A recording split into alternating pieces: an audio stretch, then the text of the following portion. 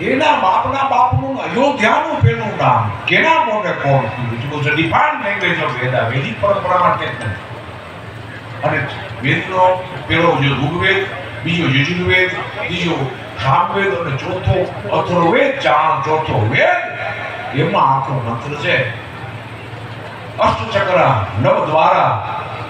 ઓમ અષ્ટચક્રા નવ દ્વારા દેવા નામ પૂર અયોધ્યા ત્યાસ્ય હિરણમયી કોશે સ્વર્ગોપી જ્યોતિષા ભૂતા. પણ આ મોદી સાહેબ ને કીએ કોણ?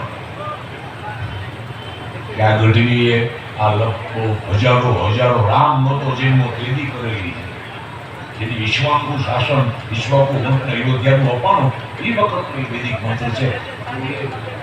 એ બધા સંશોધનો તમે ચાના ચાહકો થોઈ કરવા પડશે, તમને સાહિત્યના ચાહકો. ઘણી વાર એવું બને છે કે ચા ન હોય, ચાને તર હોય, પણ એ ચાની સાહિત્યનો ઉપાસક કે ચાની લિટરેચરનો ઇતિહાસનો ઉપાસક હોય તો એને એ વિસ્તારમાં જતાની સાથે એના ડાયમંડ જવાને એને કવર કરવાની. અત્યારે પરિસ્થિતિ આવી છે કે પીએચડી થવા માટે ભાઈનો અંબાદાનજીનો કીર્તનદાનજીનો ટેકો લઈ અને પાના પૂરા કરી અને પૂરું કરેલું પછી પ્રોફેસર તરીકે ગોઠવાઈ ગયો. This is not the only duty of that your PhD.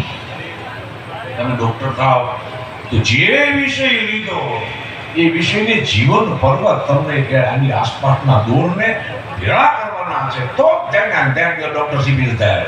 તો જ તમારું લિટરેચરનું ડોક્ટર કામનું છે. બાકીના તો ઇન્જેક્શન પીઓ દર્દી બેસું થઈ જાય એ નહીં હાલે. એટલે મારી વિનંતી ખાસ કરીને ચાંદ સાહિત્ય વાત જો તમે ઉતરતા હો ત્યારે તમને ખૂબ સજાગ રહેવાનું છે, તમને ખૂબ જાગવાનું છે, ઘણાને પૂછવાનું છે, કાઉન્ટર ચેકિંગ કરવાનું છે. ડોક્યુમેન્ટેશનની દુનિયા છે આ ઉપરની.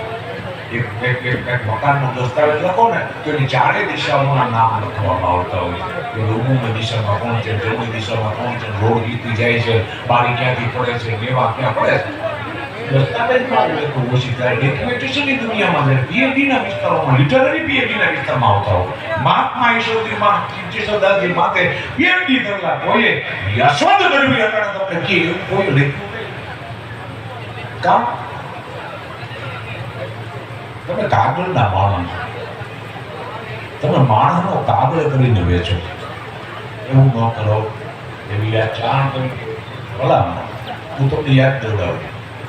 દેવ્યાન તમે જુઓ